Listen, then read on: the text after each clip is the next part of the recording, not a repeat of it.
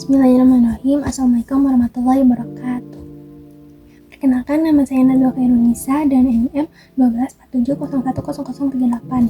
Di sini saya akan menjelaskan tentang hukum waris. Nah, perlu kita ketahui bahwasanya hukum waris itu ada dua pokok utama. Yang pertama itu ilmu fikihnya, yang kedua itu adalah perhitungannya. Nah, ilmu fikihnya tersendiri itu adalah membahas tentang siapa saja sih yang bisa mendapatkan warisan tersebut atau yang bisa kita sebut itu ahli waris. Dan yang kedua itu berapa sih bagian masing-masing harta dari warisan yang ditinggalkan oleh mayit kepada ahli waris. Seperti itu. Nah, di sini saya akan menjelaskan tentang hukum waris dari ilmu fikihnya itu. Nah, di sini saya akan menjelaskan tentang ahli warisnya. Kita bisa mengelompokkan ahli waris itu tersendiri dengan 8 kelompok. Nah, di mana 8 kelompok ini adalah kerabat atau saudara-saudara terdekatnya mayit. Yang pertama itu ada pasangan itu istri, suami. Yang kedua itu ada anak atau keturunan, ke bawahnya anak, cucu dari anak laki-laki, seperti itu. Dan yang ketiga itu ada asal usul itu seperti ibu, ayah, nenek, kakek. Nah, yang keempat itu ada saudara itu terbagi tiga, yaitu saudara sekandung, saudara sebapak, dan saudara seibu. Yang kelima itu ada paman, tetapi di sini pamannya itu paman dari laki-laki, yaitu amun. Paman dari ayah, bukan paman dari ibu gitu. Paman dan anak-anak pamannya. Yang keenam itu ada saudara tadi sudah ya, maaf, yang terus anaknya kan anak paman, terus anaknya saudara yang tadi saya sudah sebutkan tadi, yang ada 3. Terus yang terakhir itu ada mu'ti atau mu'tiko. Mu'ti atau mu'tiko ini adalah orang yang memerdekakan budak, semisalnya gitu, yang waris, semisalnya yang meninggal itu mu'ti itu yang orang yang sudah dimerdekakan oleh si mu'ti ini, maka si mu'ti ini itu akan menjadi ahli waris apabila si budak tersebut itu tidak memiliki kerabat terdekat lain. Seperti itu. Oke. Lalu mari kita sambung ke proses pembuatan bagan ahli warisnya tersendiri. Baik, di sini saya akan mencoba menggambar bagan ahli waris. Nah, perlu kita ketahui maksudnya kita dapat membagi si bagannya itu menjadi 2 bagian, yaitu kiri dan kanan. Nah, sekarang mari kita asumsikan bahwa yang kiri itu adalah perempuan dan yang kanan itu adalah laki-laki. Jadi di sini itu perempuan, bagian kiri perempuan, bagian kanan itu laki-laki. Seperti itu. Nah, kita buat ininya dulu. Mari kita menetapkan mayit dulu ya, mayit dulu. Nah, mayit ini saya taruh di tengah ya. Kenapa? Karena seperti yang sudah dijelaskan dari awal bahwasanya orang yang di sekitar mayit itu ada asal usul yang di atas dan juga ada keturunannya, maka dari itu maka kita taruh si mayit ini di tengah. Nah, setelah itu mayit ini kan pasti antara perempuan atau laki-laki. Nah, di sini kita tulis bahwasanya yang paling terdekat untuk mendapatkan warisan itu istri atau suami. Nah, ini kita bagi 2 karena setara. Nah, seperti ini. Lalu setelah itu mari kita gambar ke bawah terlebih dahulu.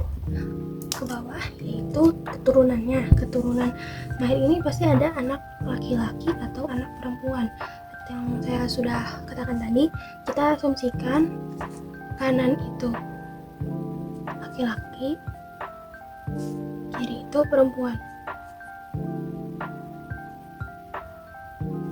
Nah, kiri perempuan. Berarti di sini kita tulis anak perempuan terlebih dahulu. Dan di sini anak laki-laki. Nah, setelah ini yang akan mendapatkan warisan atau ahli waris lagi ialah anak dari laki-laki, yaitu cucu perempuan, cucu laki-laki.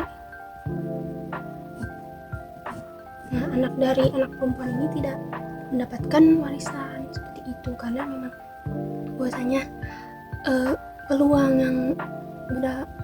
yang besar itu yang didapat oleh ahli waris itu ya dari laki-laki seperti itu. Nah, lanjut kita ke atas, ke asal usul.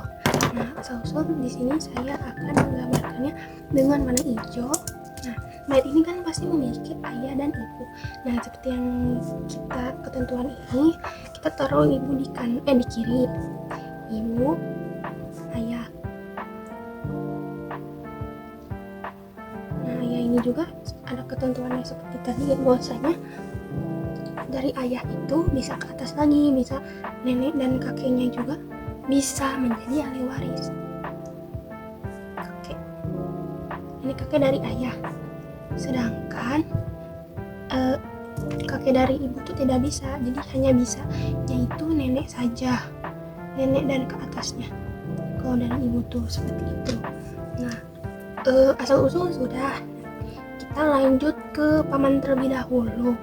Nah, di sini saya akan menggambar paman itu menggunakan warna merah ya.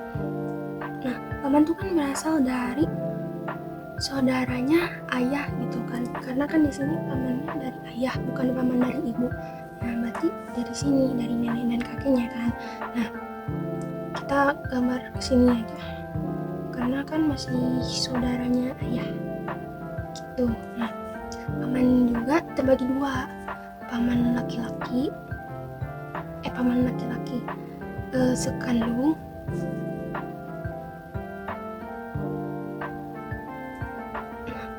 dan juga paman yang hanya sebapak. Di sini paman seayah atau sebapak. Nah, keturunan paman ini juga masih bisa mendapatkan warisan atau bisa menjadi ahli waris, tetapi yang bisa itu hanya anak laki-lakinya saja. Berarti tulisnya anak laki-laki dari paman sekandung gitu. Di sini juga anak laki-laki dari paman seayah. Nah, lanjut dari sini tuh kita masuk ke saudara. Saudara itu berarti dari saudara mayit gitu. Nah, saudara ini terbagi menjadi 3, yaitu saudara sekandung, saudara sebapak atau seayah, saudara dan saudara seibu. Nah, kita taruh saudara sekandung dan seayah itu di sebelah kanan ya, karena seperti yang kita ketahui bahwasanya seayah itu kan ada di kanan nih, laki-laki kan ada di kanan, jadi kita taruh di kanan. Nah, dari sini kita memakai warna biru. Nah, mayat ini ada yang saudaranya saudara laki-laki sekandung, ada saudara perempuan sekandung, ada saudara laki-laki seayah, saudara laki-laki perempuan seayah. Nah, baru di sini saudara laki-laki seibu, saudara perempuan seibu. Nah, seperti ini.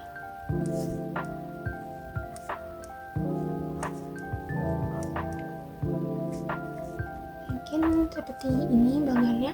Maaf apabila kurang jelas ya, karena tulisan saya memang jelek seperti itu. Nah, baru ini sudah selesai bagiannya, jadi seperti ini. Jadi mutiko kita taruh di sini saja ya.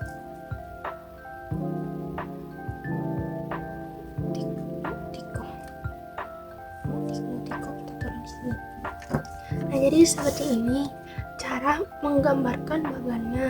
Jadi dimulai dari yang terdekat dulu, istri suami, baru keturunan, baru ke atas ke asal usul, ke ibu, ayah, nenek, kakek, lalu sebenarnya ke saudara dulu, baru ke paman seperti itu. Nah, di sini juga prinsip bagiannya itu berbeda-beda seperti itu. Yang sudah dibahas oleh Pak Arif itu, pasangan istri suami itu dapat 1/2. Kalau suami itu dapatnya 1/2 dan 1/4. 1/2 itu berarti kalau suaminya kalau mereka tidak memiliki keturunan, dan 1/4 itu kalau mereka itu memiliki keturunan. Kalau sedangkan istri itu 1/4 atau 1/8. Itu dulu ke bawah. Nah, jadi kita tuh dari sini kita mendapatkan bahwasanya ada prinsip bagian waris tersendiri ya. Jadi masing-masing itu dapat berapa seperti itu. Jadi masing-masing dari ahli waris yang ada di bagian ini tuh memiliki ketentuan tersendiri untuk mendapatkan bagian hak warisannya seperti itu. Nah, prinsip bagian waris itu yang pertama seperti ini, istri dan suami atau pasangan ya. Suami itu udah seperti yang sudah ditentukan itu 1/2 dan 1/4, sedangkan istri itu 1/4, 1/8. Nah, karena ini tuh sudah ditentukan dari hukum warisnya tersendiri gitu ya. Nah, prinsip yang kedua untuk semua laki-laki ini yang ada di sini, semua laki-laki, anak laki-laki, cucu laki-laki, saudara laki-laki, ayah sekandung, paman seperti itu dapat asobah. Asobah itu adalah sisa kecuali suami. Kenapa? Karena suami itu udah punya porsinya tersendiri, yaitu 1/2 dan 1/4. Ya, betul seperti itu. Nah, lalu prinsip ketiga itu untuk semua perempuan yang ada di bawah dan di ujung sebelah kanan, ini kan di bawah, dan ini yang di kanan itu di bawah dan di kanan itu mendapatkan 1/2 dan 2/3 seperti itu. Lalu selanjutnya prinsip yang keempat. Nah, kita mulai dari ke atas gitu kan. Oh, belum. Ini A, ini B. Ada pembagiannya kembali. Lalu perempuan di pojok bawah paling kanan, yaitu cucu perempuan di pojok bawah paling kanan itu dapatnya 1/6 seperti itu. Nah, lanjut nih kita ke sini. Nah, kita masuk ke ayah dan kakek ya, karena kan di sini ayah dan kakek juga mendapat asobah kan, karena laki-laki. Tapi di sini ada ketentuan yang tersendiri, yaitu ayah dan kakek itu bisa mendapat 1/6, bisa mendapat asobah, atau bisa mendapat 1/6 plus asobah seperti itu. Lalu prinsip yang kelima itu ada untuk semua yang berlandaskan ibu. Maksudnya berlandaskan ibu itu ada saudara laki ibu, saudara perempuan ibu di sini. Itu untuk semua yang berlandaskan ibu itu dapat 1/3 atau 1/6. Prinsip yang keenam itu ibu saja, ibu khusus ibu gitu ya, itu dapat 1/3 atau 1/3 dan sisa. Nah, prinsip yang terakhir itu ada dua nenek bergabung, bisa salah satu, bisa keduanya. Tapi kalau disatuin itu mendapat 1/6. Nah, yang selanjutnya itu yang paling terakhir Buktiko itu dapat sisa atau asobah seperti itu. Jadi sudah selesai di sini pembagian ahli warisnya tersendiri. Mungkin cukup sekian dari saya. Kurang lebihnya mohon dimaafkan. Wassalamualaikum warahmatullahi wabarakatuh.